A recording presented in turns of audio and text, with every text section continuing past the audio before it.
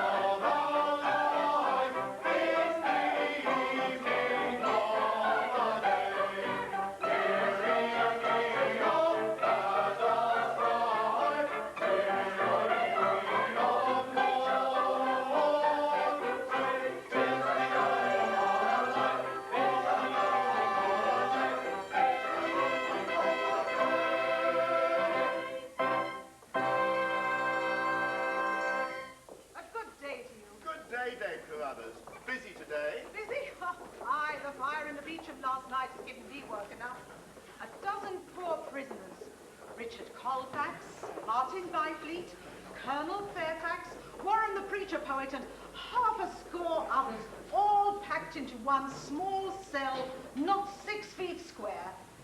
Poor Colonel Fairfax, who's to die today, is to be removed to number 14 in the Cold Harbour, that he may have his last hour alone with his confessor. And I've to see to that. Poor gentleman. He'll die bravely. I fought under him 2 years since, and he valued his life as it were a feather. He's the bravest, the handsomest, and the best young gentleman in England. He twice saved my father's life. And it's a cruel thing, a wicked thing, and a barbarous thing that so gallant a hero should lose his head. For it's the handsomest head in England. For dealings with the devil. Aye, if all were beheaded who dealt with him, there'd be busy doings on Tower Green. You know very well that Colonel Fairfax is a student of alchemy. Nothing more, and nothing less. But this wicked tower, like a cruel giant in a fairy tale, must be fed with blood. And that blood must be the best and bravest in England. For it's not good enough for the old blunderbore. Oh, silence, you silly girl. You know not what you say. I was born in the old keep, and I've thrown grey in it. And please God, I shall die and be buried in it. And there's not a stone in its walls that is not as dear to me as my own right hand.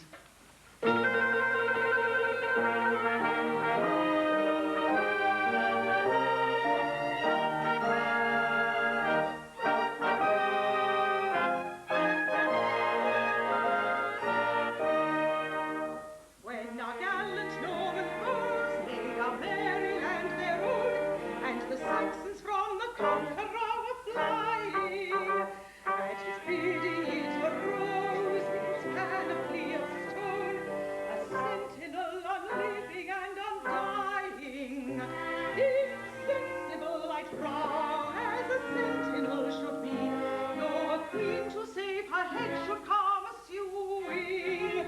There's a legend on its brow that is eloquent to me, and it tells of duty done and duty doing.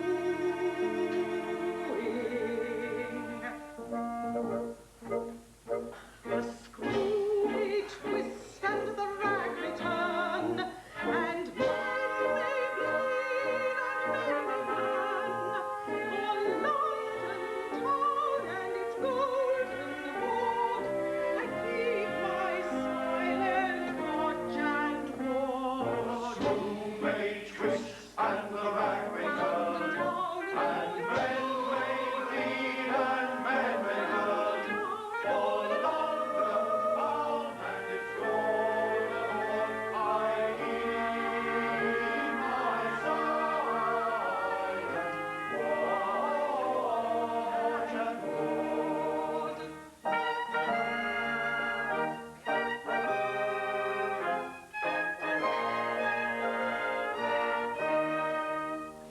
Within its wall of rock, the flower of the grave had perished with a constancy unshaken.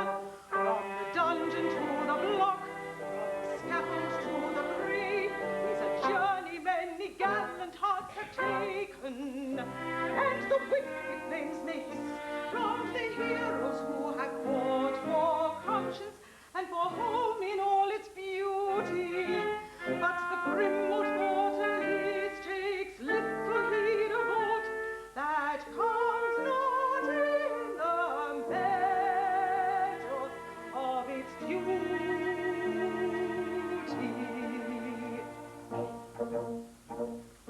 The screw may twist and the rag may turn, and men may bleed and men may burn, for London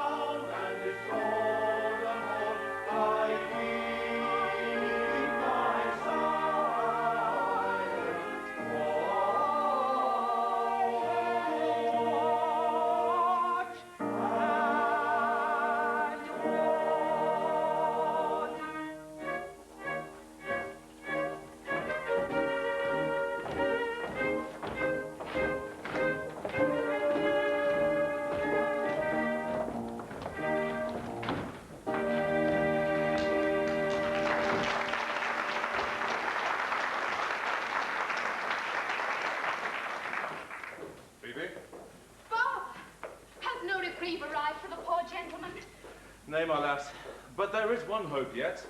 Thy brother Leonard, who as a reward in saving his standard and cutting his way through 50 foes who would have hanged him, has been appointed a yeoman of the guard. Will arrive this morning, and since he comes from Windsor where the court is, it may be that he'll bring the expected reprieve with him. Oh, that he may. Amen to that. For the Colonel has twice saved my life, and I'd give the rest of my life to save his. And wilt thou not be glad to welcome thy brave brother, with the fame of whose exploits all England is a-ringing?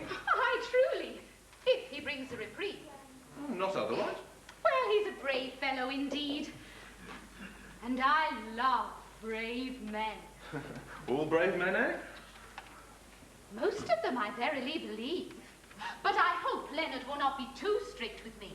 They say he is the very dragon of virtue and circumspection. Now, my dear old father is kindness itself, and leaves thee pretty well to thine own ways, eh? Well, I've no fears for thee. Thou hast a feather brain, but thou art a good lass, a good lass. Oh, yes, that's all very well.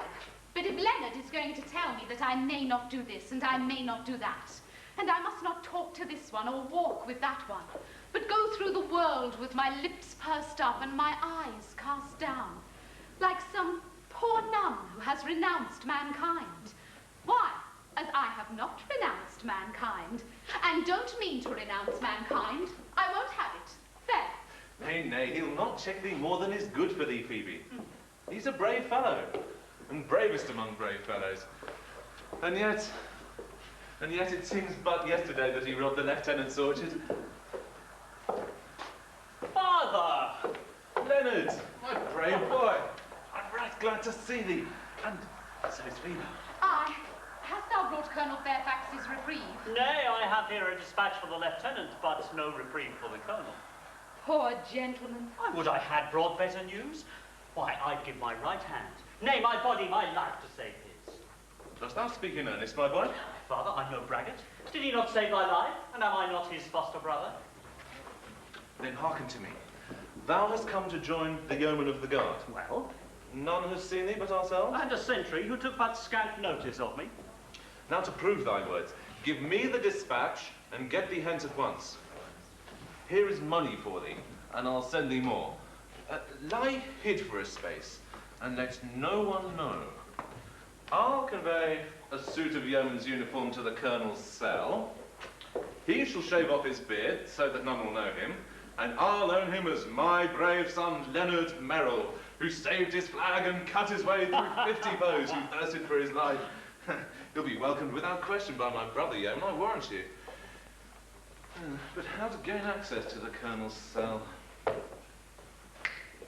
The keys are with thy sour-faced admirer, Wilfred Shadbolt. I think, mind I say I think, I can get anything I want from Wilfred. Oh, I think, mind I think you may leave that to me. Then get thee hence at once, lad, and bless thee for this sacrifice. And take my blessings too, dear, dear Leonard. I love, eh? Thy love is newborn. Wrap it up carefully, lest it catch cold and die. Alas, I waver to and fro, dark danger hangs upon the deed. Dark danger hangs upon the deed. The scheme is rash and well declared, but odds are not the hearts that quake. The hands that shake, the cheeks that burn, and eyes of fear. No, odds are not the hearts that quake. The hands that shake, the cheeks that burn, the hands that shake, the cheeks that pain, eyes of fear. The air I breathe to him I owe, my life its his, I count it naught. That life is his, so count it not. And shall I wreck and risk, I run when service says what to be done to save the life of such an one. Unworthy thought, unworthy thought. And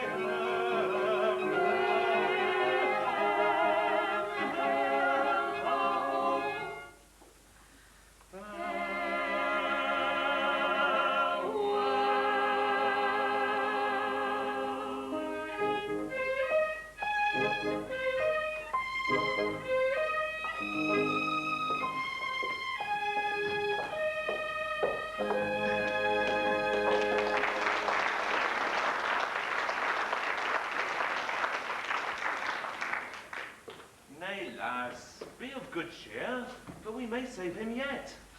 Oh, see, Father, they bring the poor gentleman from the Beecham.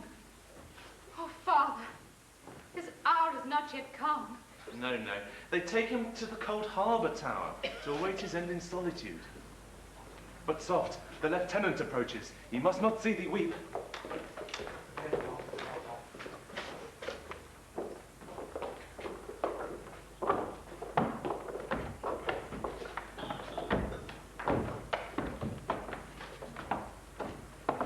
Halt!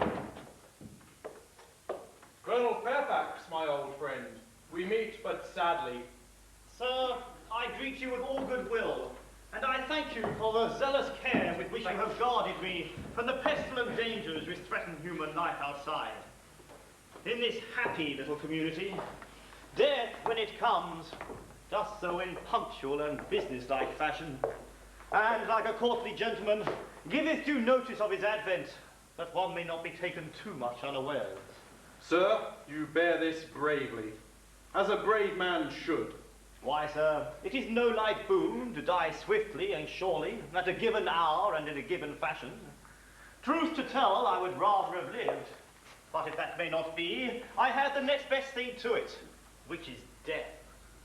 Believe me, sir, my life is not so much amiss. Oh, Father, I cannot bear it. Nay, pretty one, why weepest thou? Come, be comforted. Such a life as mine is not worth weeping for. Sergeant Merrill, is it not? May I greet my old friend? Why, man, what's all this? Why, thou and I have met the grim old king a dozen times, and never has his majesty appeared to me in such goodly fashion. Keep a stout heart, good fellow. We are soldiers, you and I. We know how to die. Believe me, it is easier to die well than to live well. For in truth, I have seen both.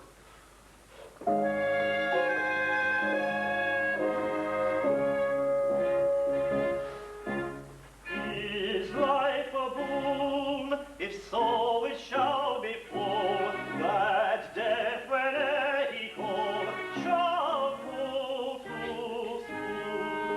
Though fast your years he give, yet I would fain to live another moon. What finer flames have I, who perish in July, who perish in July?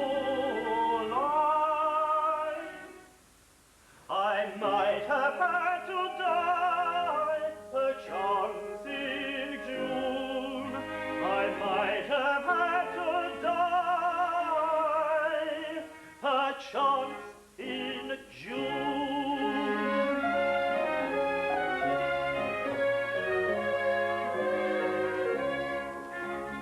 Is life a thorn? Then count it not a whit. Nay, count it not a whit. Man is well done with it. Soon as he's born, he should all means are safe to take the plague away. Then I war, or captured fugitive, my life would gladly give. I might have had to live another morn. I might have had to live another morn.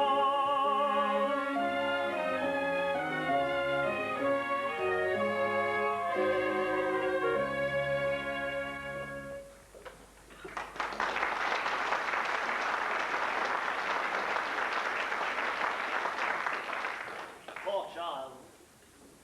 And now, Sir Richard, I have a boon to beg of you. I am in this dire strait for no other reason than that my kinsman, Sir Clarence Poltwhistle, who is a Secretary of State, has accused me of sorcery, in that he may succeed to my estate, which would devolve to him if I die unmarried. As thou wilt most surely do. As I will most surely not do, by your worship's grace.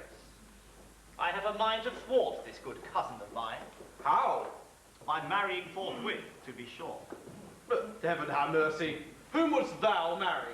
Nay, I am indifferent on that score.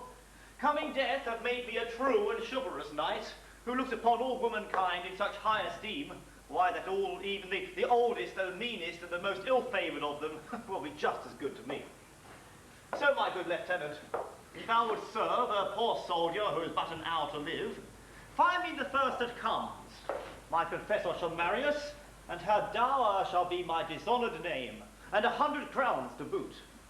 No such poor dower for an hour of matrimony. A strange request.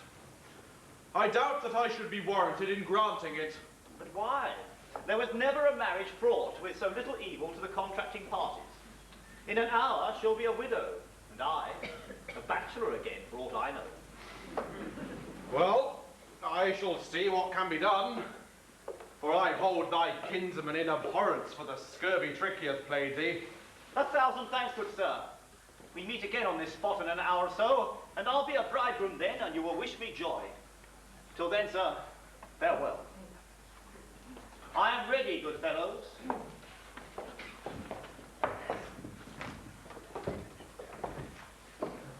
Prepare to march. March on.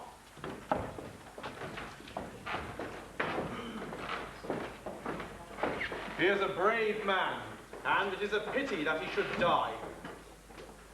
Now, how to find him a bride at such short notice? Well, the task should be easy.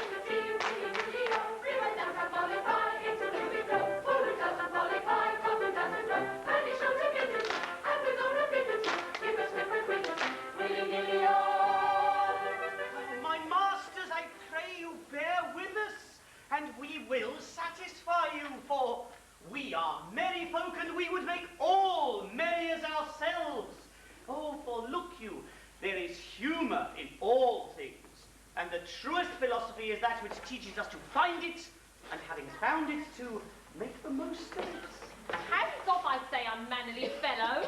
Ah, didst thou hear her say, hands off? Aye, I heard her say it, and I failed to do it. What then? Thou dost not see the humour in that. Nay, if I do, hang me. Thou dost not. Now observe. She said, hands off. Whose hands? Thine. Of whom? Of her. Why? Because she is a woman. Now, had she not been a woman, thy hands would not have been laid upon her at all. So the reason for the laying on of hands is the reason for the taking off of hands, and herein is contradiction contradicted. It is the very marriage of pro with con. Oh, and no such lopsided union either as times go, for pro is not more unlike con than man is unlike woman. Yet, men and women, they marry every day with none to say, oh, the pity of it, save I, and fools like me. Now, wherewithal can we please you? We can rhyme you a couplet, a trial, a quatrain, a sonnet, a rondelay, a ballad, or what you will, or we can dance you a saraband, a gondolay, a carol, a pimpernel, or a jumping joke. Let us give them the singing part of the merryman and his maid. Therein is song and dance too. Aye, the merryman and his maid.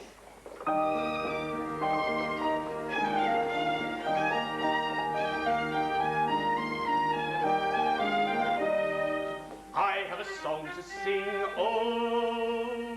Sing me your song. It is sung to the moon by a lovelorn moon who fled from the mocking throng. Oh, it's a song of a merry man going mum, whose soul was sad, whose dance was glum, who sipped no supper, to crave no crumbs, he sighed for the love of a lady. Hey, hey, misery, that lady, he sipped no supper, he craved no crumbs, he sighed for the love of a lady.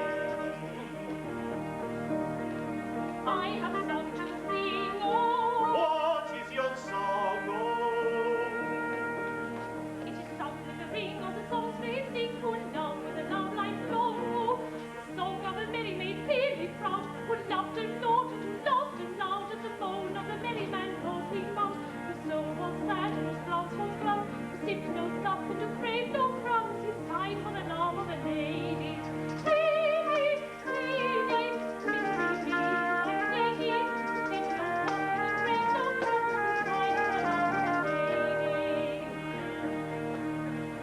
I have a song to sing, oh. Sing your song, oh.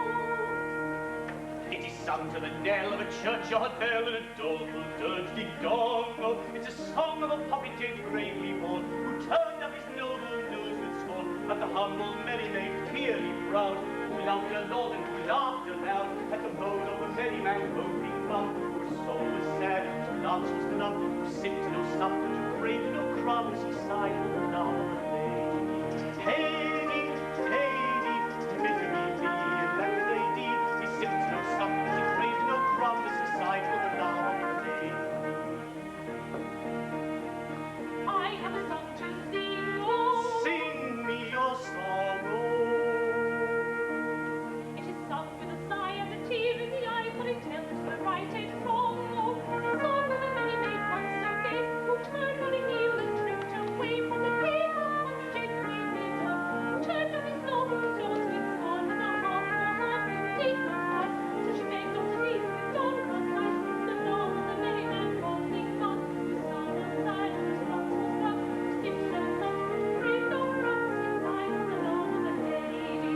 Lady, lady, misery me, that lady, his pains were o'er, he sighed no more, for he lived in the love of a lady. Lady, lady, misery me, that lady, his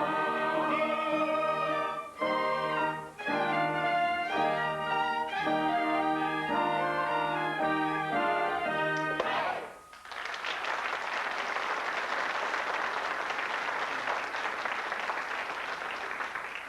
Well sung and well done. A kiss for that pretty maid. Where I'm off. Back, sirs, back, this is going too far. That is not silly humour, it, eh? You do as you in all things, even in bits. No, you can't. Help! What is this other? Sir, we sang to these folk, and they would have repaid us with gross courtesy, but for your honour's coming. Away with you! Clear the rubble!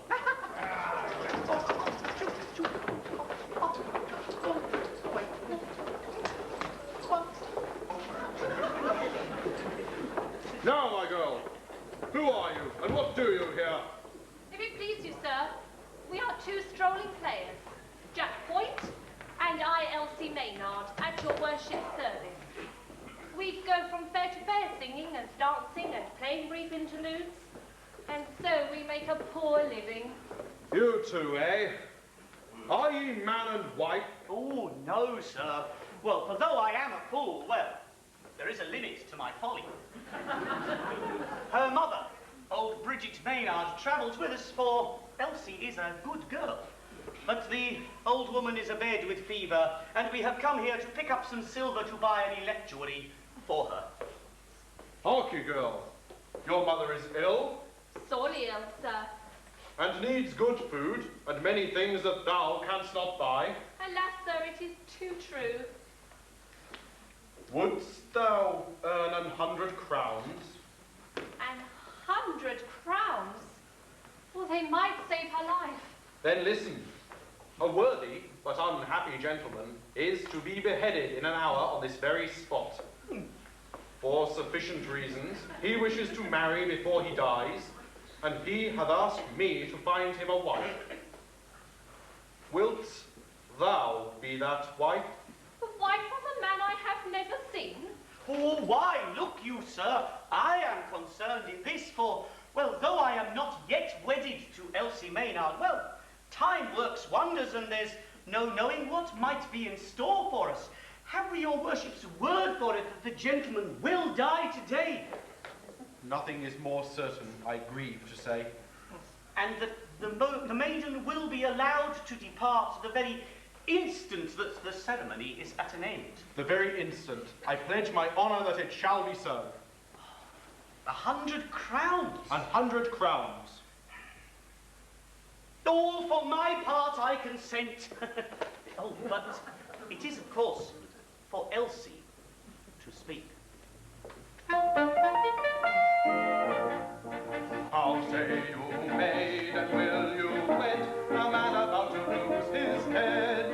For half an hour you'll be a wife, and then that dower is yours for life. A headless wife who I refuse, if truth the poets tell, those bridegrooms ere they marry lose both head and heart as well.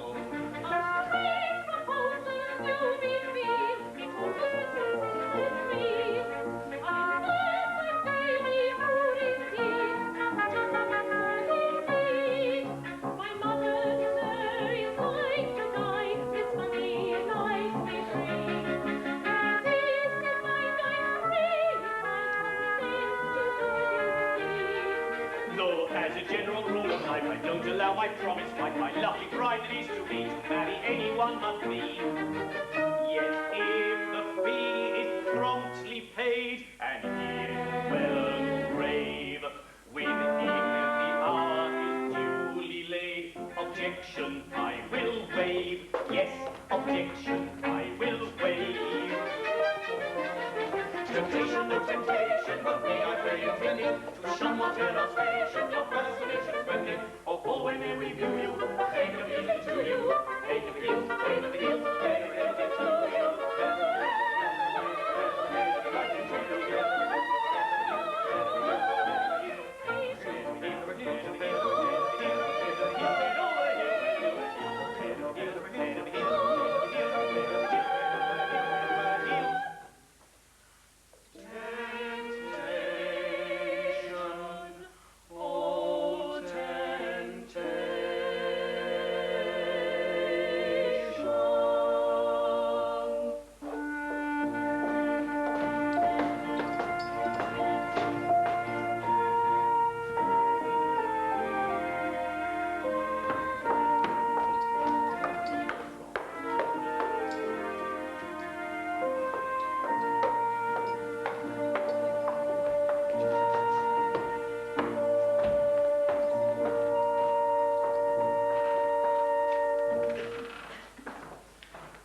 And so, you are a jester.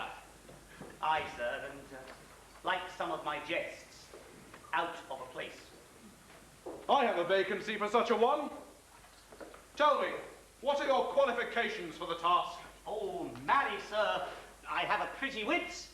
I can rhyme you extempore. I can convulse you with quip and conundrum. I have the lighter philosophies at my tongue's tip. I can be very wise, quaint, grim, and sardonic, or one by one, or all at once. I have a pretty turn of anecdote. I know all the jests, ancient and modern, past, present, and to come. I can riddle you from dawn of day to set of sun. Well, and if that content you not, sir, well on to the midnight and the small hours. Oh, sir, a pretty wit, I warrant you, a pretty, pretty wit.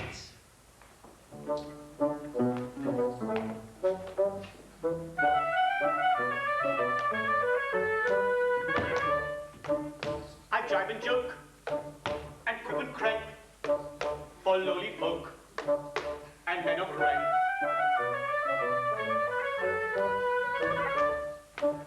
I ply my craft, and know no fear, but aim my shaft at prince or peer, at peer or prince, at prince or peer. I aim my shaft and know no fear.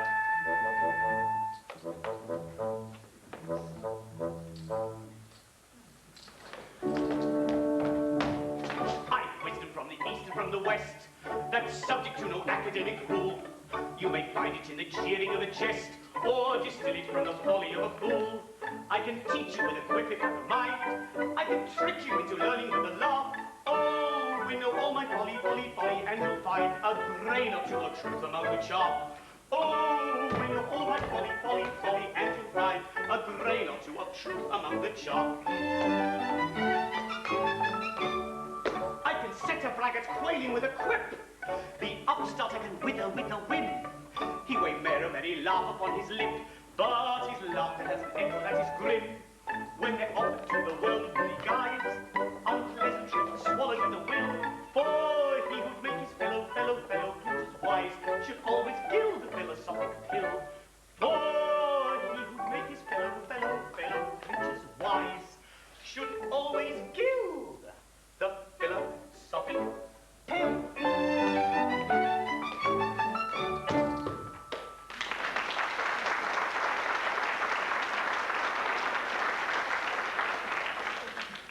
And how came you to leave your last employ? Why, sir, it was thus wise. My lord was the Archbishop of Canterbury, and it was considered that one of my jokes was unsuited to his Grace's family circle. In truth, I ventured to ask a poor riddle, sir, wherein lay the difference between his Grace and poor Jack Point. His Grace was pleased to give it up, sir, whereupon I told him that whereas his Grace was paid £10,000 a year for being good, poor Jack Point was good for nothing. It was but a harmless jest, sir, but it offended his Grace, who whipped me and set me in the stocks for a scurrile rogue, and so we parted. I had as lief not take post again with the dignified clergy. But I trust you are very careful not to give offence. I have daughters. Sir, my jests are most carefully selected. Anything objectionable is expunged. If your honour pleases, I could try them first upon your honour's chaplain. Can you give me an example? Say that I had sat me down hurriedly on something sharp. Oh, why then, sir, I should dare say that you had sat down upon the spur of the moment. I see. I think that manner of thing would be somewhat irritating. At first, sir, perhaps, but, well, use is everything, and you would come in time to like it. We will suppose that I caught you kissing the kitchen wench under my very nose. Oh, under her very nose, good sir. Under her very nose, not under yours. That is where I should kiss her. Oh, do you take me, sir? I mean, a pretty. The maiden comes. Follow me, friend, and we will discuss the matter at length in my library. Well, I am your worship's servant. That is, that I trust that I soon shall be. But, before proceeding to a more serious topic, sir, could you tell me why a cook's brain pan is like an overwound clock? Lord, truce to this fooling. Follow me.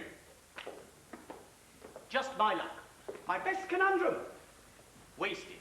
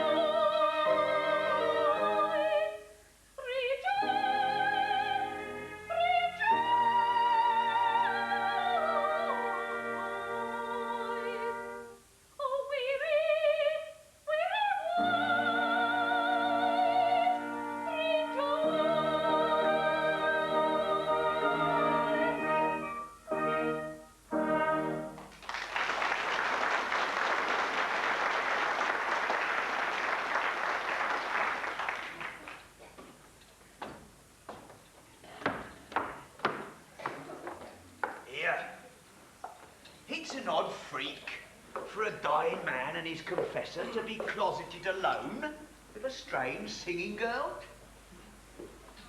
I would fain have spied 'em, but they blocked up the keyhole. My keyhole. Wilfred. And alone. Now, what could he have wanted with her? That's what puzzles me. Now to get the keys from him. Wilfred, has no reprieve arrived? None. Thine adored Fairfax is to die.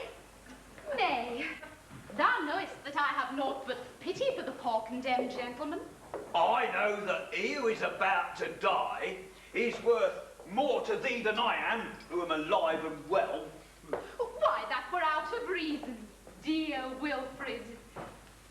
Do they not say that a live ass is better than a dead lion?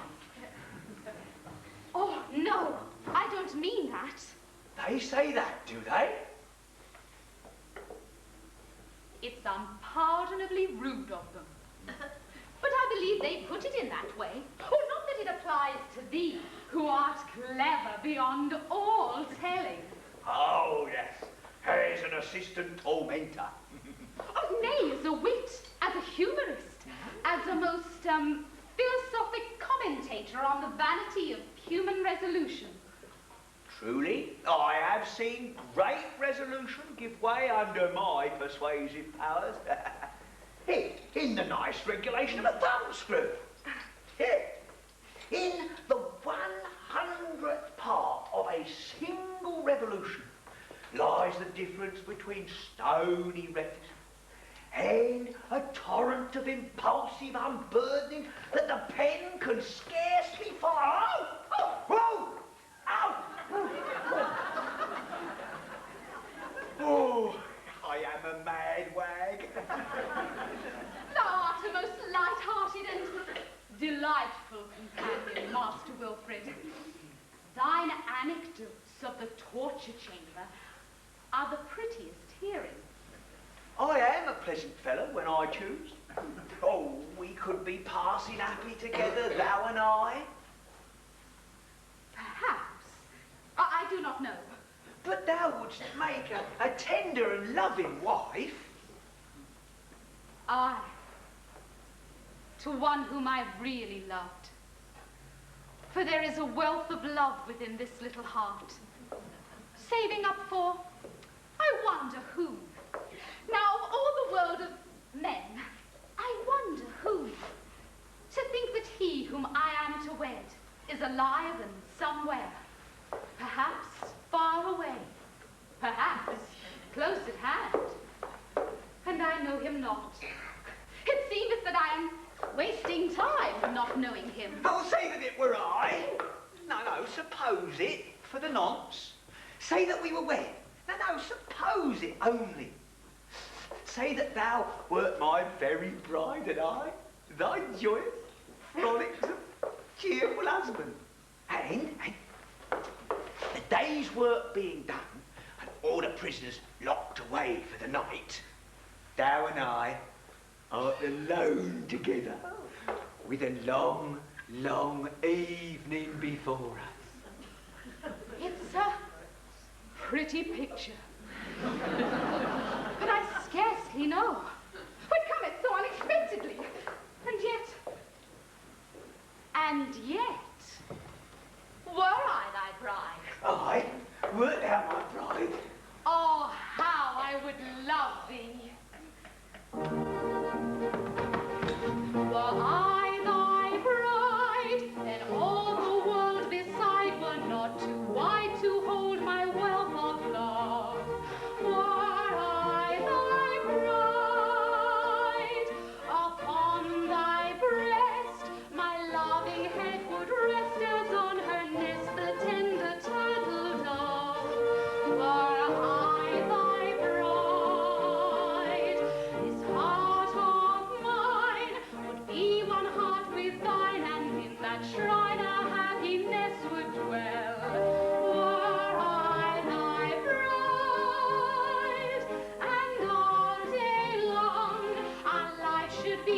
song, no grief, no wrong should make my heart rebel. Were I thy bride, the silvery flute, the melancholy lute, when night owls to my low whispered coo.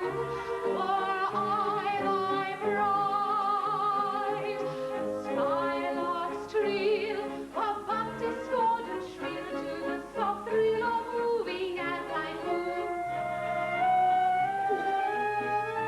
Were I thy bride, the roses sigh, were as a carrier's bride to lullabies such as I sing to thee.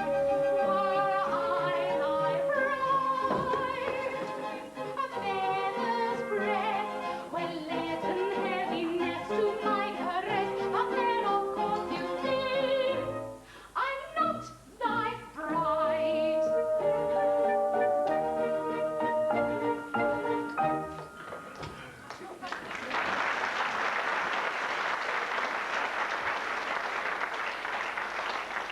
Oh, no, thou art not. Oh, not yet.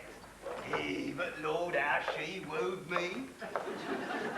I should be no mean judge of wooing, seeing as I have been wooed more hotly than most men. I have.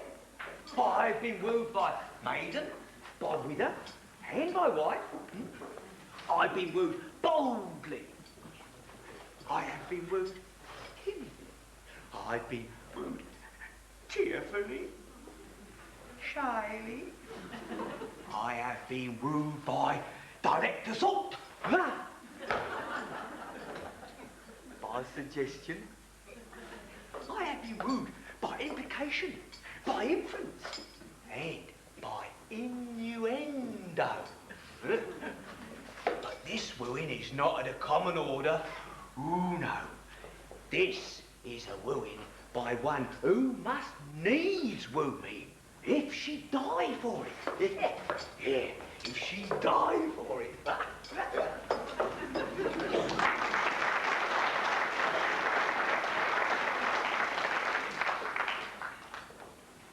The deed is safely accomplished. The sly boots. How she wheedled him. Oh, what a helpless ninny is a lovesick man. He is as a lute in a woman's hands. She plays on him what tune she will. But the colonel comes. I' faith, he's just in time, for the yeoman parades here for his execution in 2 minutes. My good and brave friend, thou runnest a grave risk for me. Tut, sir, no risk. There's none here will recognize you, I warrant you. You make a brave yeoman, sir. This ruff is too high. Yes, the hat could be straighter. Yes, and the sword should hang thus. Here is your halberd, sir. Carry it thus. The yeoman come. Now remember, you are my brave son, Leonard Medal. If I may not bear my own name, there is none other I would gladly bear. Then put a bold face on it, sir, for they come.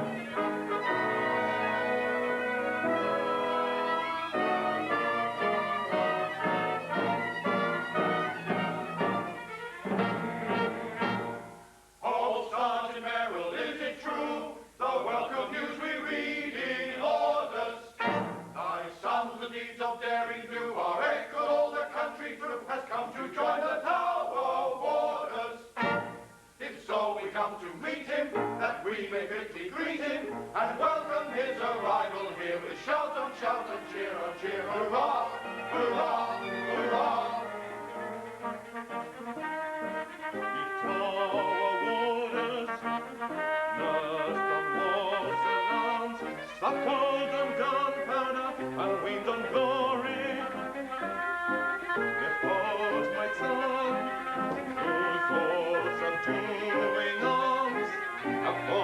of many a song and story. Cookie is aged father's pride, Roger is aged father's sympathetic tear.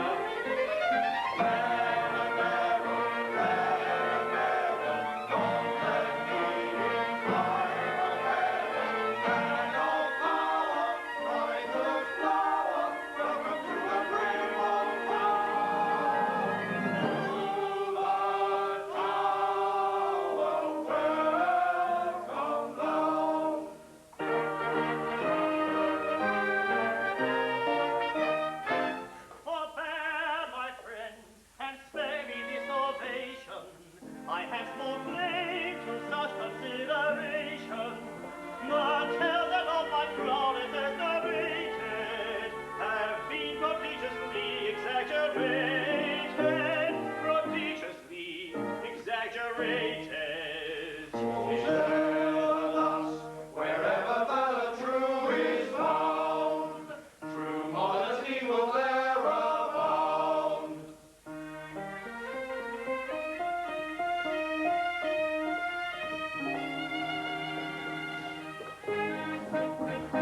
Didst thou not, O Leonard Merrill, stand at lost in last campaign, rescue it at deadly peril, bear it safely back again? Leonard Merrill, takes me back again.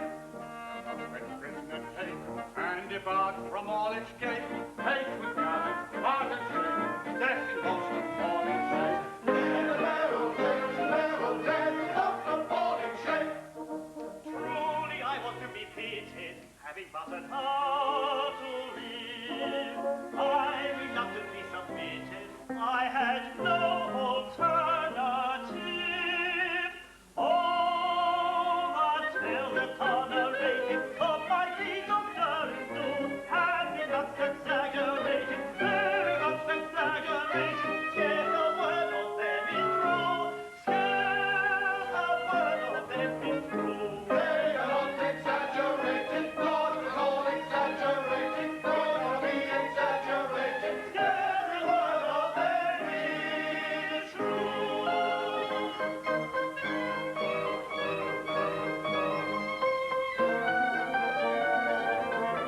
Leonard, I beg your pardon. don't you know me? I'm little Phoebe. Phoebe, is this Phoebe? What, little Phoebe? Who'll accuse me, she be? It can't be Phoebe, surely. Yes, 'tis Phoebe, your sister Phoebe, your own little sister. I bespeak the truth. 'Tis Phoebe. Sister Phoebe. Oh, my brother. Why, how you true? I did not recognize you. So please, oh, my brother. Oh, my sister. Oh, sister.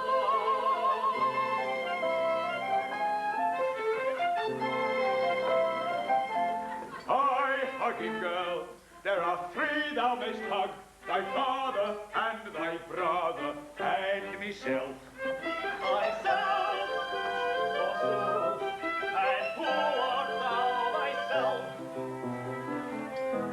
But sir, we are betrothed.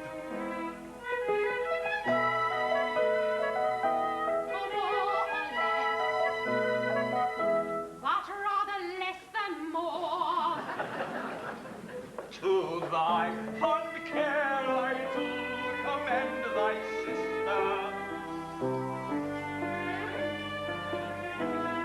Be to her an ever watchful guardian, eagle-eyed, and when she feels, as sometimes she does feel, disposed to indiscriminate caress, be thou at hand to take those favours from her. Be thou at hand to take those favours from her. Yes, yes, be thou at hand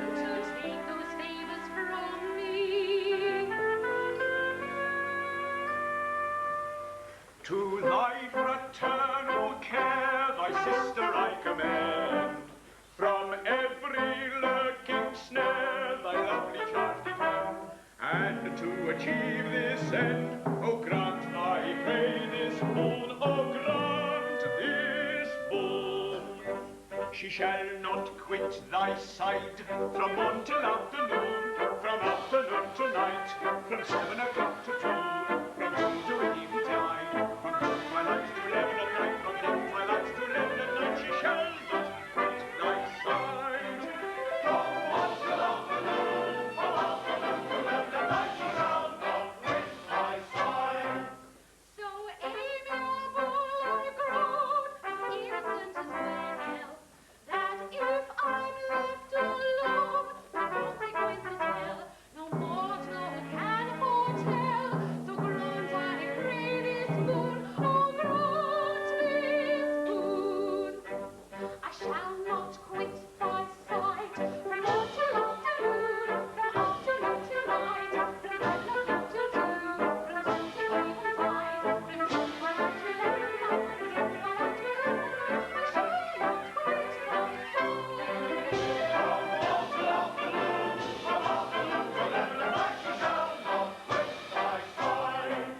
With brotherly readiness for my fair sister's sake, at once I answer yes, my part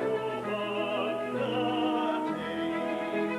My word I never break, I freely grant at home, and I'll repeat my plight from morn till afternoon, from afternoon to night, from 7 o'clock to 2, from 2 to evening meal, from dim twilight to 11 at night, from dim twilight to 11 at night, the one that I shall feel. From afternoon to 11 at night, she freely grants that boon.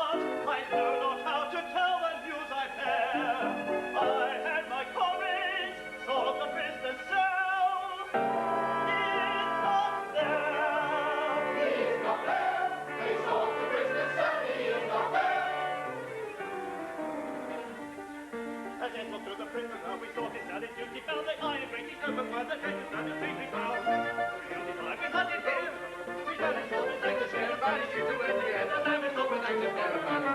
Now my shows the beauties of the man has vanished into air. And there's no more prisoner with soldiers and duty. Now the Tonbridge is up upon the prisoner. The Tonbridge comes the hunted low. He hunted low. He hunted there. He hunted there. The man is all without his care. Vanished into empty air. The man is all without his care. Vanished into empty air. Astounding news, the prisoner fled. Thine I shall forfeit be instead. My lord, I did not set him free. I hate the man my bride will be. The prisoner's gone, I'm born and fled. Thine I shall forfeit be instead. Who could have helped him to his care? My lord, I did not set him free. I can't imagine who I might hear it all of you. Think the truth is like a chocolate must be in the cover. Oh, woe is you, your angry sink. Oh, woe is me, I rather think, yes, woe is me, I rather think, yes, woe is me, I rather think. What every time you are his pride and I affect. But don't be ripped, yes, woe is me, I rather think, yes, woe is me, I rather think, yes, woe is me,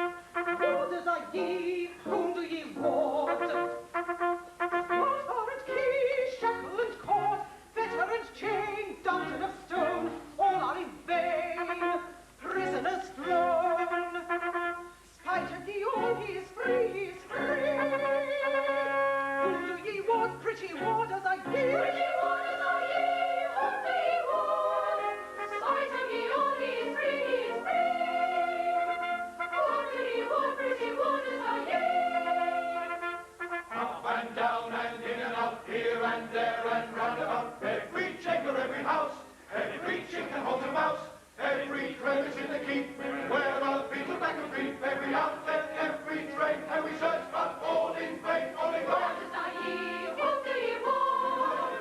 Every train, What do ye want? Rise as strong as our home as one, and the freedom we born.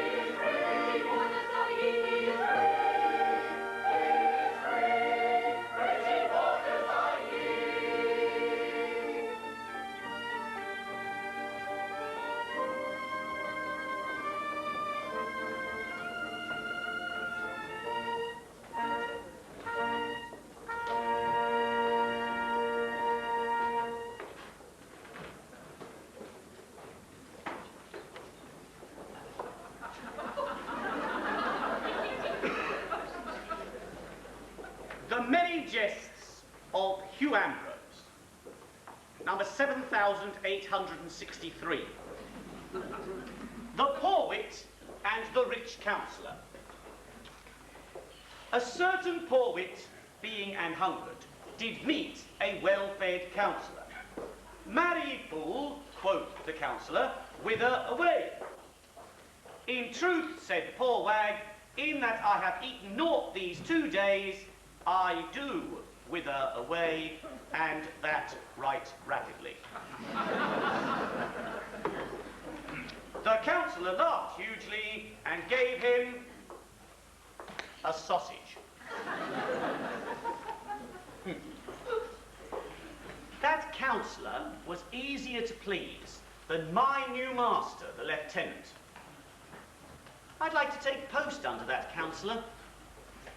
Ah, it is but melancholy mumming when poor, heartbroken, jilted Jack Point must needs turn to Hugh Ambrose for original light humour. Ew.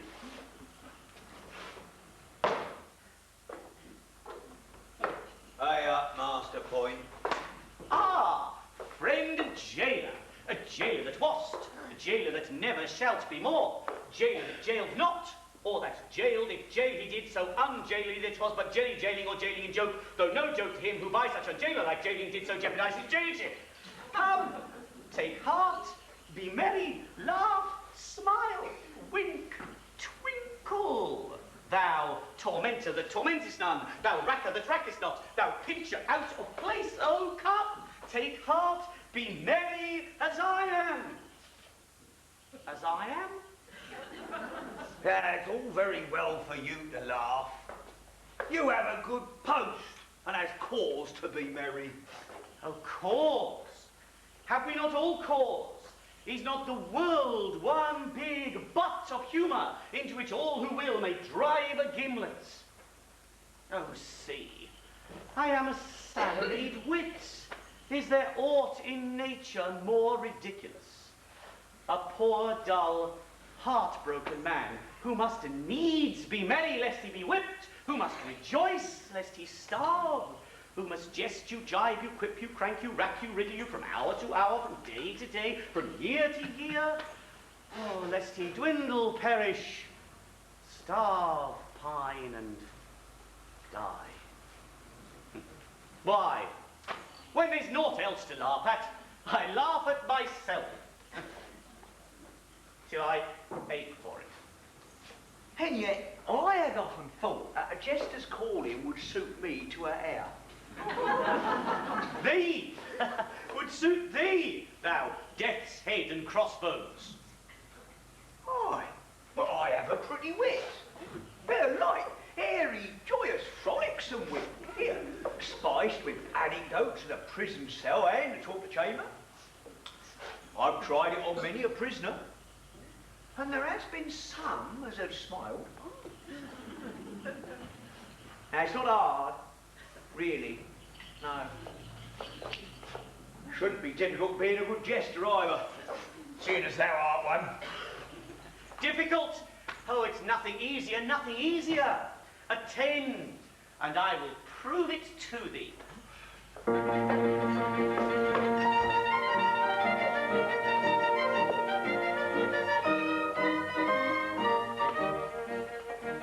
Oh, a private buffoon is a light-hearted loon if you listen to popular rumour. From the morn to the night he's so joyous and bright, and he bubbles with wit and good humour.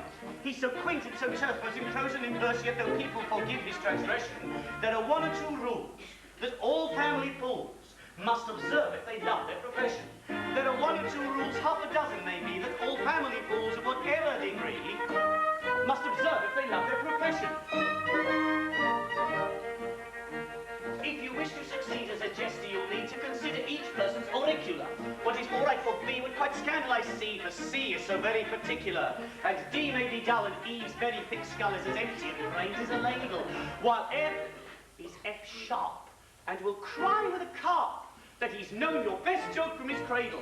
When you are humour they flout, you can't let yourself go, and it does put you out when a person says, oh, I've known that old joke from his cradle.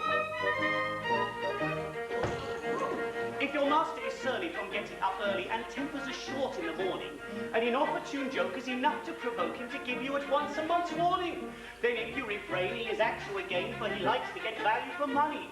He will ask then and there, with an insolent stare, if you know that you're paid to be funny.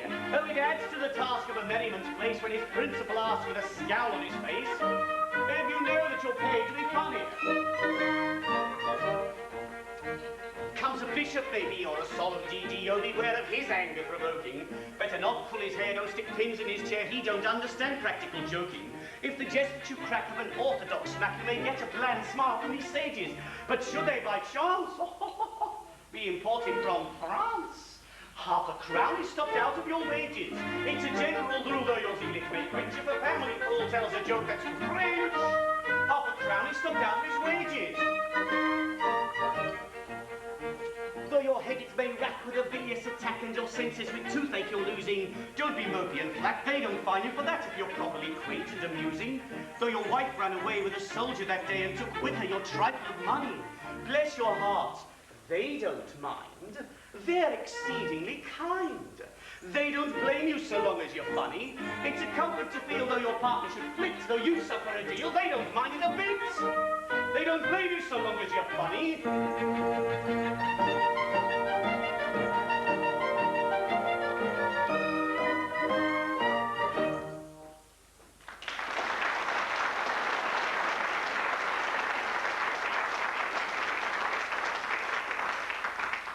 And so, thou wouldst be a jester, eh? Aye. Now listen, my sweetheart, Elsie Maynard, was secretly wed to this Fairfax half an hour ere he escaped. Hey, she did well. No, she did nothing of the kind, so hold thy peace and perpend. Now, whilst he liveth, oh, she is dead to me and I to her, and so, my jibes and jokes notwithstanding, I am the saddest and the sorriest dog in all England. Thou art a very dull dog indeed. Now, if thou wilt swear that thou didst shoot this Fairfax whilst he was trying to swim across the river, oh, it needs but the discharge of an arquebus on a dark night, oh, and that he sank, and that he was seen no more. Why, I will make thee the very Archbishop of Jesters, and that in 2 days' time. Now, what sayest thou? I am to lie? Oh, heartily. But thy lie will be a lie of circumstance, which I will support with a testimony of eyes, ears, and tongue.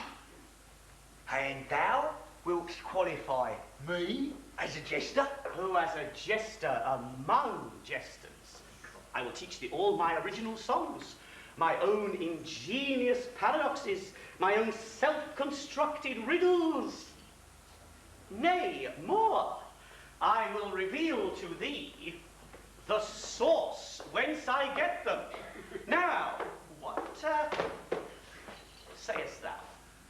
Well, if it be but a lie thou want'st of me, I count it cheap enough. And I says, yes, it's a bargain.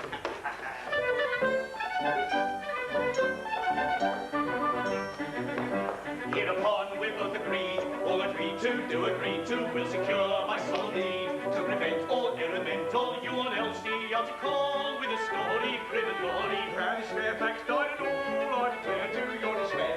I swear to, I declare to, I swear to, I declare to, I swear to, I declare to, I swear to. Tale of cock and bull, all convincing detail full. Tale defenders, what a tale of cock and bull.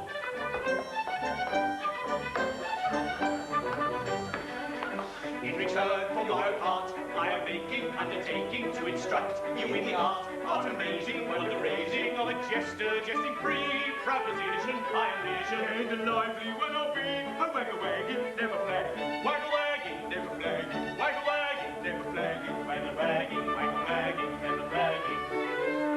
Tell a tale of cock and bull, of convincing detail full. Tales, defenders, and defenders, what a tale of cock and bull. What a tale of cock, what a tale of bull, what a tale of cock, what a tale of bull, what a tale of cock and bull, cock and bull, cock and bull, and what a tale of cock and bull.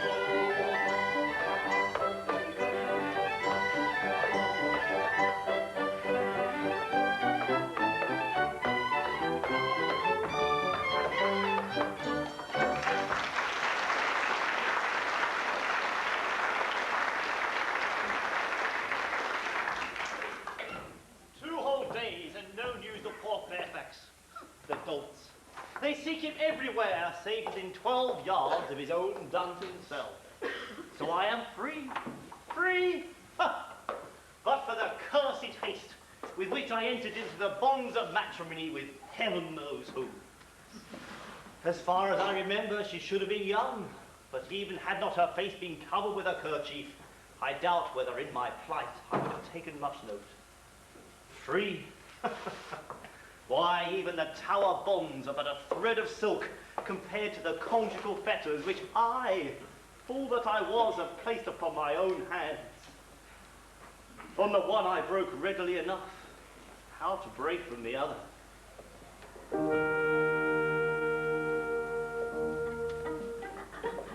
Free from his fetters grim, free to depart, free both in life and limb, in all but heart, bound to an outland ride,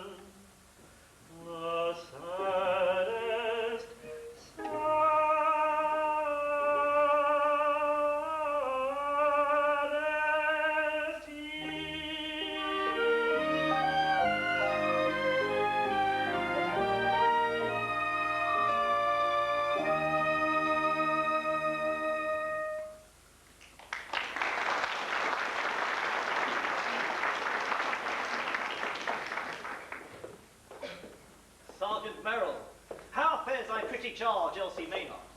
Well enough, sir. She's quite strong again and leaves us tonight. Thanks to the kind nursing of Dame Carruthers, eh? Aye, deuce take the old witch. No, sir, 'twas but a sorry trick you played me to bring the fainting girl to me. It gave the old lady an excuse for taking up her quarters in my house. For the past 2 years, I've avoided her like the plague. One more day of it, when she'd have married me. Oh, good Lord, here she is again. I'll then go. Nay, Sergeant Merrill, don't go. I have something of grave import to say to thee. It's coming. Aye, Faith, I think I'm not wanted here. Nay, Master Leonard, and not to say to thy father that his son may not hear. 'Tis true. I'm a member of the family. I had forgotten. 'Tis about this Elsie Maynard. A pretty girl, Master Leonard. Aye, fair as a peach blossom. Well, what then?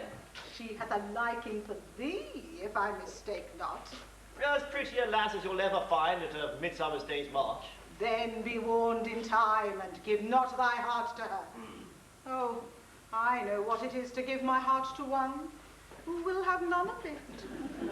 Yeah, she knows all about that. And, why is my boy to take heed of her? She's a good girl, Dame Carruthers. Oh, good enough for aught I know. But she's no girl. She's a married woman. A married woman? Tush, old lady. She's promised to Jack Point, the lieutenant's new jester. Hush in thy teeth, old man. As my niece Kate sat by her bedside today, this Elsie slept. And as she slept, she moaned and groaned and turned this way and that way, and how shall I marry a man I have never seen, quoth she. Then, 100 crowns, quoth she. Then, I love him not, and yet I am his wife, quoth she. Is it not so, Kate? Aye, aunt, 'tis even so.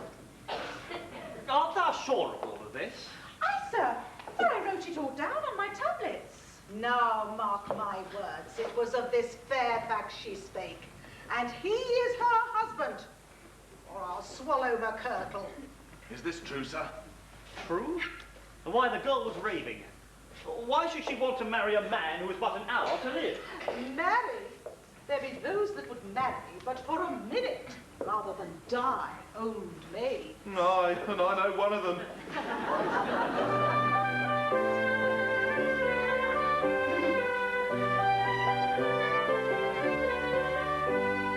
Strange adventure, maiden wedded to a brook she'd never seen, never seen. Groom about to be beheaded in an hour on town.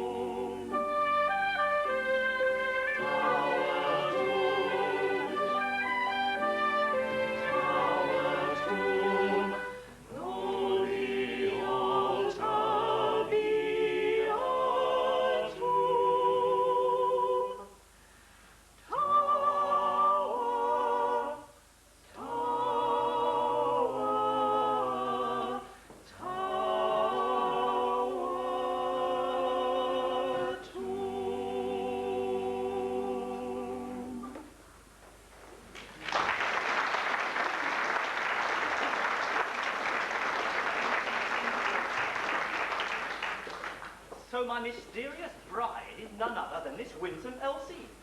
By my hands, it's no such ill plunge in fortune's lucky bag. I might have fared worse with my eyes open. But see, she comes, now to test her principles. 'Tis not every husband who has a chance of wooing his own wife. Mistress Elsie. Master Leonard? So thou leavest us tonight? Yes, Master Leonard. I have been kindly tended, and I fear I'm almost loath to go. This Fairfax, wast thou glad when he escaped? Quite truly, Master Leonard, it is a very sad thing that a young and gallant gentleman should die in the very fullness of his life.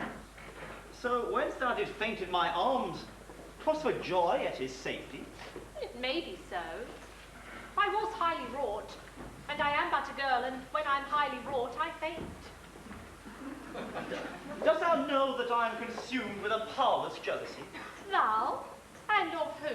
Of this Fairfax, of course. Of Colonel Fairfax? Aye. Shall I be frank with thee? Elsie, I love thee. Ardently, passionately. I have loved thee these last 2 days, which is a long time, and I would fain join my life with thine. Master Leonard, thou art jesting. Jesting? May I shrivel into raisins if I jest. I love thee with a love that is a fever, with a love that is a frenzy, with a love that eateth up my heart. Thou wouldst let my heart be eaten up? Oh, mercy, what am I to say? Say thou lovest me, or art thou insensible to these last 2 days? I love all brave men. Nay, there is love in excess. There are many brave men in England. If thou lovest them all, I withdraw my thanks. I love the bravest best. But, sir, I may not listen. I am not free. I am a wife. A wife? Whose? Come, his name. His grave is dug. Nay, and his epitaph is set up. Come, his name. Oh, sir, keep my secret. 'Tis the only barrier that fate could set between us. My husband is none other than Colonel Fairfax. The greatest villain unhung? The most ill-favoured, ill-mannered, ill-natured, ill-omened, ill-tempered dog in Christendom? It is very like. He is naught to me, for I never saw him. I was blindfolded, and he was to have died within the hour. And he did not die, and I am wed to him, and my heart is broken. He was to have died, yet he did not die. Well, thou shouldst have insisted on his dying first, just to make sure. 'Tis the only way with these Fairfaxes. I now wish I had. Bloodthirsty little maiden. A fig for this, Fairfax. Come, fly with me. He will never know, and if he dares return, well, what art thou to him? Oh, fly with me, Elsie. We will be married tomorrow, and thou will be the happiest wife in all England. Master Leonard, I am amazed. Is it thus that brave soldiers speak to poor girls? Oh, shame upon me. Shame upon me. I am wed, sir. Not the less because I love not my husband. I am a wife, sir, and I have a duty. And oh, sir, thy words terrify me. They are not honest words. They are wicked words and unworthy thy great and noble heart. Oh, for shame, for shame. Nay, Elsie, I did but jest. I spake but to try thee.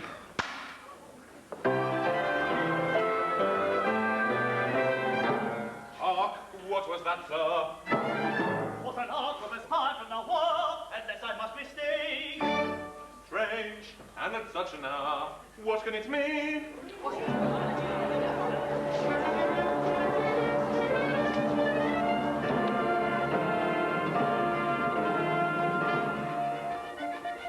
can that have been?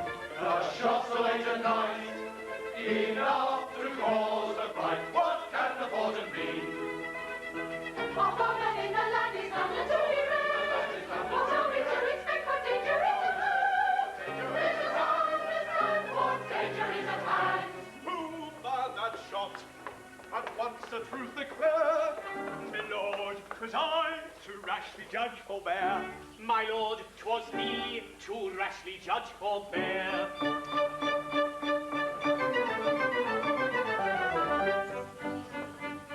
Like a ghostly figure confidential keeping. Or a spectre, or appalling. I beheld a figure creeping. I should rather call it crawling. He was creeping. He was crawling. He was creeping, creeping. Crawling. He was creeping. He was crawling. He was creeping, creeping. Crawling. Not a moment's hesitation, I myself upon him flung with a hurried exclamation to his draperies apron. How we close with one another. In a rough and tumble slaughter. Colonel Fairfax, no other was the man to whom I clung.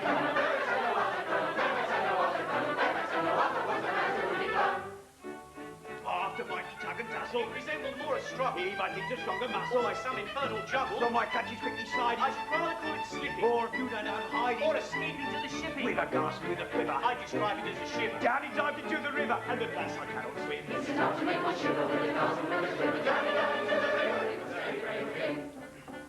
Ingenuity is catching with a view my king of pleasing archery bustles and be snatching. I should rather call it sea. Oh, with an answer to a lead, I dispatch him through the head. With an answer to a lead, he dispatched him through the head. I discharge it without winking. Little time I lost in thinking, like a stone I saw him sinking. I should say a lump of lead. He dispatched without winking, little time he lost him thinking. Like a stone I saw him sinking. I should say a lump of lead. A stone, my boy, I say. Like a little lump of lead. Like a stone, my boy, I say. Like a little lump of Oh, lead. anyhow the man is dead, and whether stone or lump of lead. Anyhow the man is dead, whether stone or lump of lead. I'll be mustn't send you seizing with a view as evil beast. I'll be mustn't send you seizing with a view as evil beast. We'll be shot through the head, and it's very, very dead. And if that is very dead, but whether stone or lump of lead, but it's very, very certain that it's very, very dead. Lead and stone. Oh, lead. The river must be dragged, no time be lost. The body must be found at any cost. To this attend without undue delay. So set to work with what dispatch ye may. Yes, yes, we'll set to work with what dispatch we may.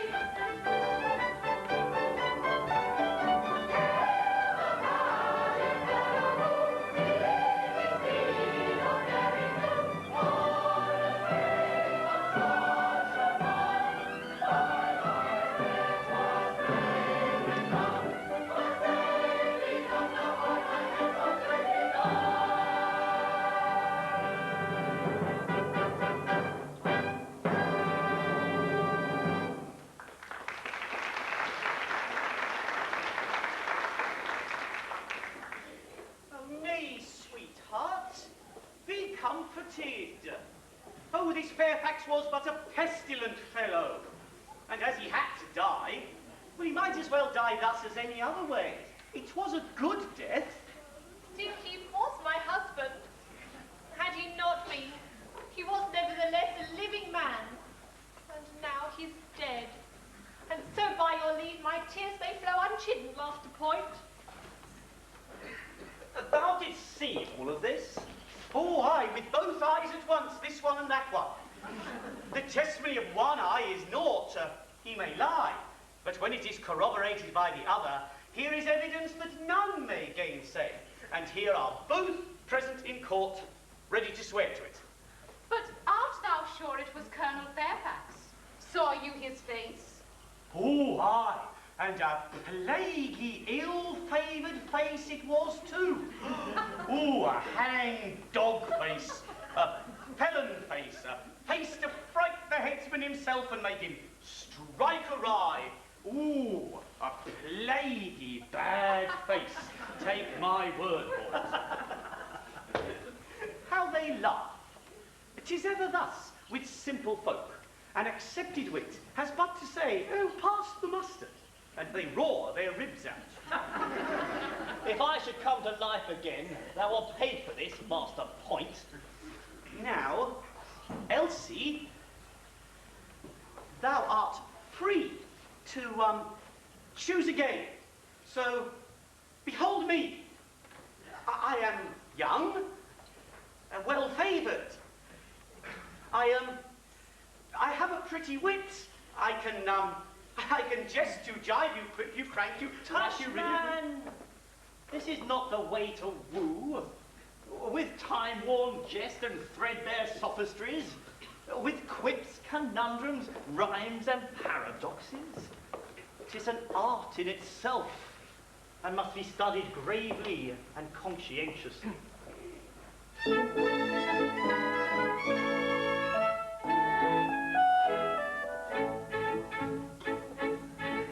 A man who would woo a fair maid should prentice himself to the trade and study all day in the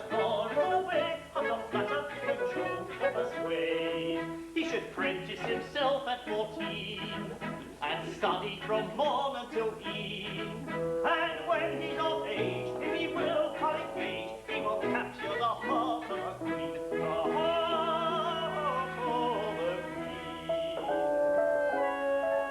It is purely a matter of skill, which all may attain if they will. But every jockey must study the night if he wants to make sure of his skill. If he wants to make sure of his skill.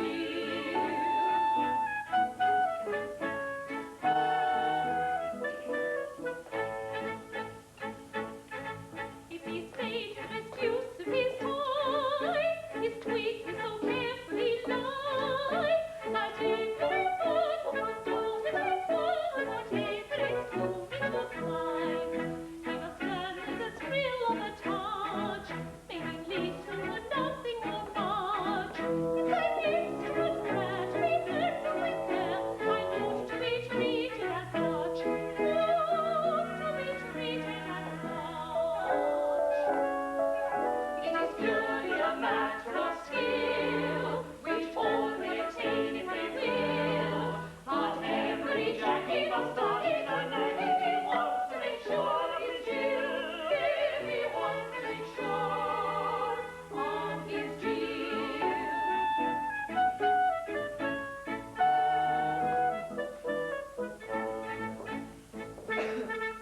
Never once may be timid or free. It will vary in mighty degree, from an impudent stare to a look of despair that no maid without pity can see. And a look of despair is no guide, may have its ridiculous side, may draw you a tear or a box on the ear. You can never be sure till you've tried. Never be sure till you've tried. It is purely a matter of skill, which all may attain if they will. But every jockey must study the night if he wants to make sure of his skill. If he wants to make sure of his skill. But every jockey must study the skill. But every jockey must study the night if he wants to make sure of his skill. Yes, every jock must study the night if he wants to make sure of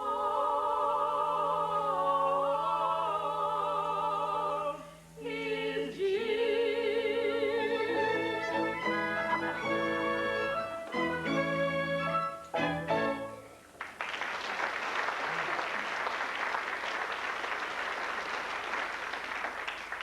Now listen to me. 'Tis done thus. Mistress Elsie, there is one here who, as thou knowest, loveth thee right well.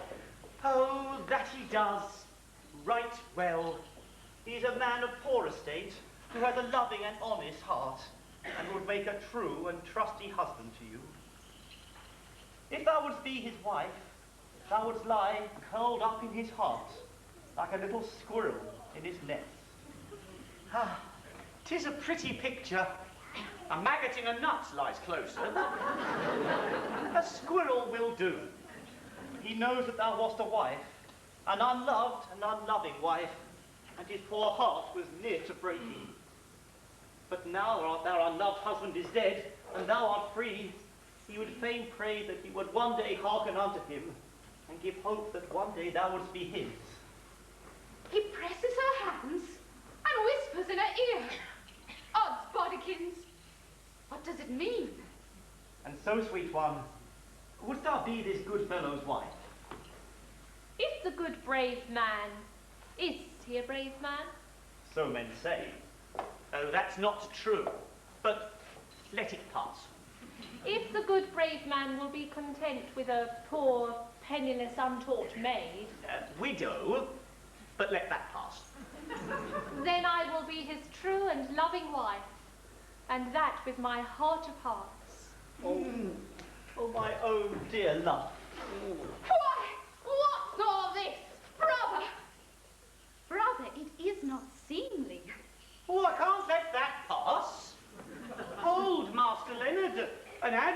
should have his fee, but methinks thou art overpaying thyself. Nay, that is for Elsie to say.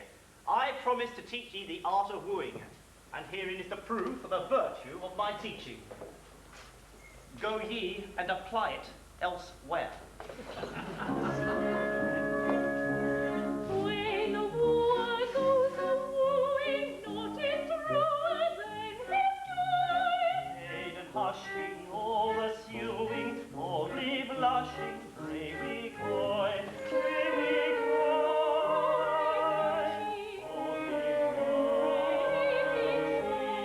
oh, the happy days of doom, Happy days of doing, oh, the sighing and the sewing, when a wooer goes a-wooing, oh, the sweets that never cloy. when a brother leaves his sister, for another sister weeps, tears that trickle, tears that blister, tears that make a sister reaps, tears that trickle, tears that blister. Oh, the doing and undoing, Doing and undoing, oh, the sighing and the sewing, where a brother goes a-wooing, and a sobbing sister weeps.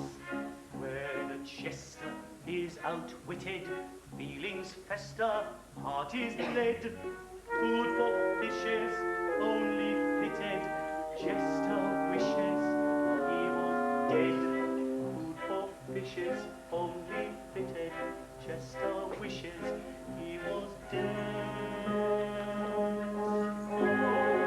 Doing and undoing, all the sighing and the sewing, where the jester goes a-wooing, and he wishes he was dead.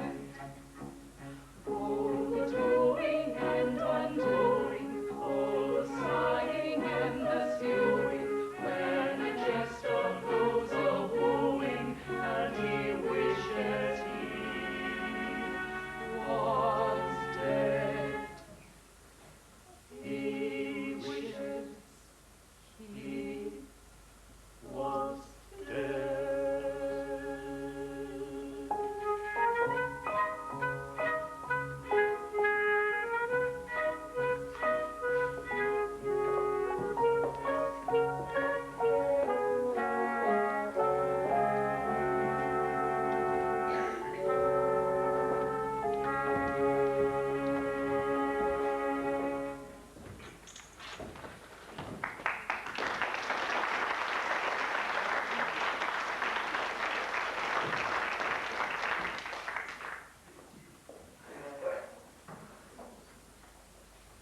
And I helped that man to escape.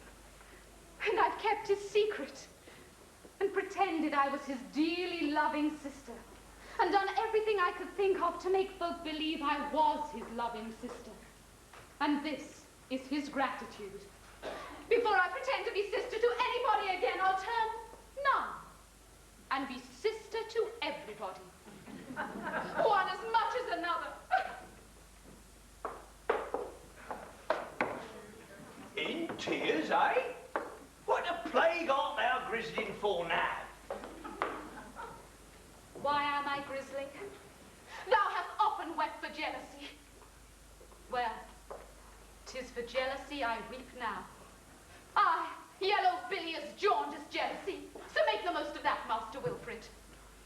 But I have never given thee cause for jealousy. Why, the lieutenant's cookmaid and I are but the merest gossips. Jealous of thee? Bah! I'm jealous of no craven cock on a hill who crows about what he'd do when he dared. Eh? I'm jealous of another, and a better man than thou. Set that down, Master Wilfrid. What? And he is to marry Elsie Maynard, the little pale fool. Set that down, Master Wilfrid. My heart, it is well nigh broken. There, thou hast it all. Make the most of it. The man thou lovest is to marry Elsie Maynard? Why, that's none other than thy brother Leonard Merrill. Mercy, what have I said? Who is this man that thou hast called brother, and kissed, and coddled, and fondled, with minor connivance too? Good Lord, with my connivance too? Could it be this Fairfax? It is. It's this accursed Fairfax. It's Fairfax. It's Fairfax. Whom thou hast just shot through the head, and who lies at the bottom of the river. Well, I might have been mistaken. We are but fallible mortals, the best of us. But I'll make sure. I will make sure. Stay! One word. I think it cannot be Fairfax. Mind I say I think. Because thou hast just slain Fairfax. But whether he be Fairfax or no Fairfax, he is to marry Elsie. And as thou hast just shot him through the head, and he is dead, be content with that, and I will be thy wife. Is that sure? Aye, sure enough, for there's no help for it. Thou art a very brute. But even brutes must marry, I suppose. Ooh, my beloved. Phoebe, rejoice, for I bring glad tidings. Who's this? Colonel Fairfax's reprieve was signed 2 days since, but it was foully and maliciously kept back by Secretary Polkwhistle, who designed that it should arrive after the Colonel's death. It hath just come to hand, and it is even now in the Colonel's possession. Then the Colonel is free! Oh, kiss me, my dear! Kiss me again and again! What? Death of me life? Art thou mad? Am I mad? Are we all mad? Oh, my dear, I'm well nigh crazed with joy. Come away from him, thou hussy, thou kissing, clinging cockatrice. Oh, and as for thee, sir, oh, the devil take thee. I'll skin thee for you. I'll rip thee like a I'll cleave thee to the... Oh, Phoebe, Phoebe, who is this man? Peace, fool. He is my brother. Another brother? How many more are there of them? I'll produce them all at once so I may know the worst. This is the real Leonard Dolt. The other was but his substitute. The real Leonard, I say. My father's own son. But how do I know that? Has he got brother writ large on his forehead? Oh, I mistrust thy brothers. Thou art but a false jade. Now, Wilfrid, be just. I won't. Truly did I deceive thee before, but it was to save a precious life, and to save it not for me, but for another. They are to be wed this very day. Is that not enough for thee? Come, I am thy Phoebe, thy very own, and we will be wed in a year, or 2, or 3 at the most. Oh. Phoebe! Phoebe, hast thou heard the brave news? Aye, father. Oh, and I'm mad with joy. But what's all this? Oh, father, he discovered our secret through my folly, and the price of his silence is... Phoebe's heart. Oh, dear, no. Phoebe's hand. But it's the same thing. Is it?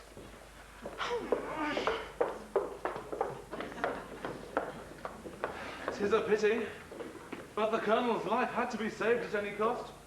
And as thy folly revealed our secret, thy folly must e'en suffer for it.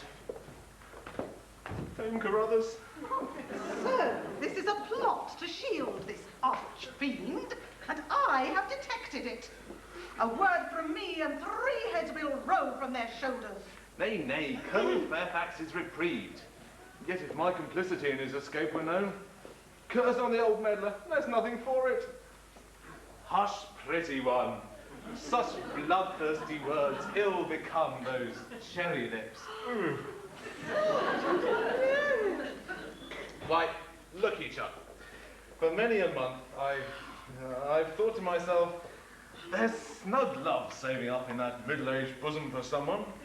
And why not for thee? That's me. So take heart and tell her, that's thee, that thou, me, loves her, thee. And, well, I'm a miserable old man, and I've done it, and that's me. But not a word about Fairfax. The price of thy silence is... Meryl's heart. No, Meryl's hand. It's the same thing. Is it?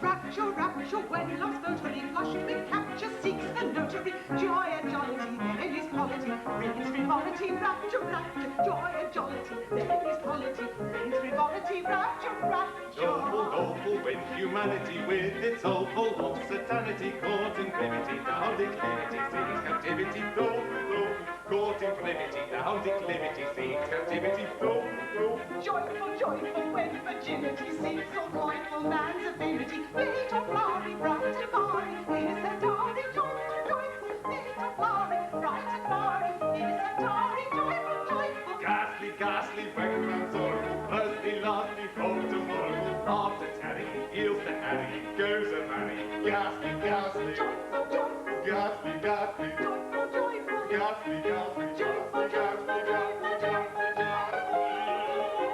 Rapture, rapture, when humanity with its soul full of satanity, caught in privity, down declivity, seeks captivity, caught in privity, down declivity, seeks captivity. Rapture, rapture, Doleful, doleful, rapture, rapture. doleful, doleful,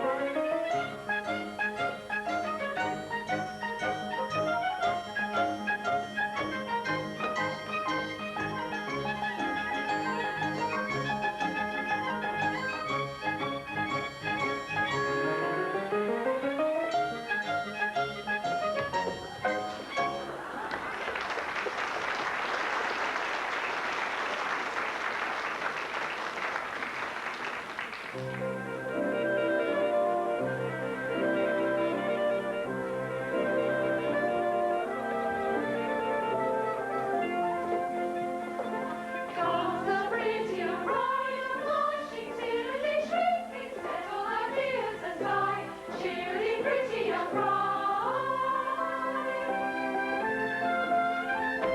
Praise the youth to whom thy heart willingly linking.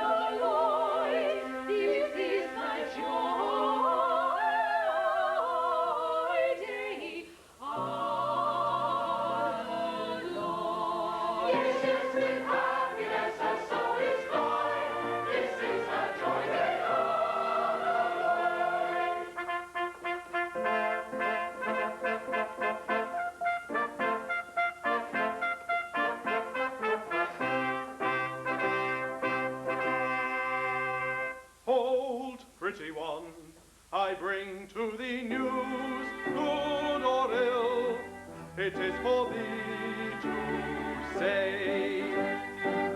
Thy husband lives, and he is free, and comes to claim his bride this very day.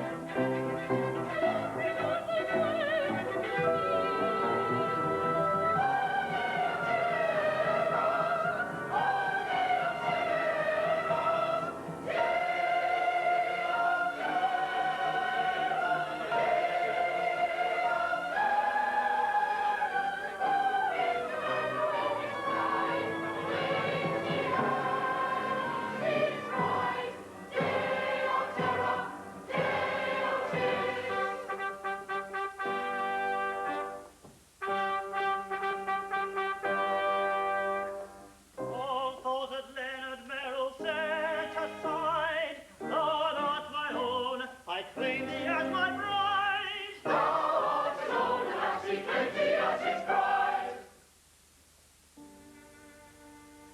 Suppliant at thy feet I fall, thine heart will yield to pity's call.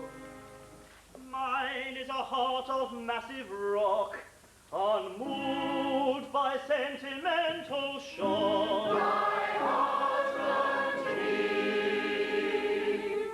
Leonard, my loved one, come to thee, may there be bliss away. But though they treat me wrongfully, my heart is thine away. My frozen heart, my broken heart,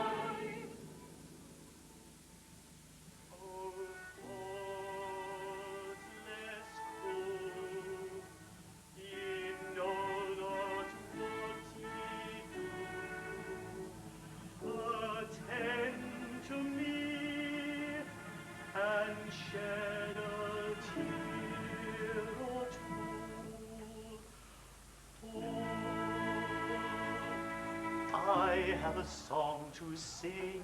Oh, Sing me your song.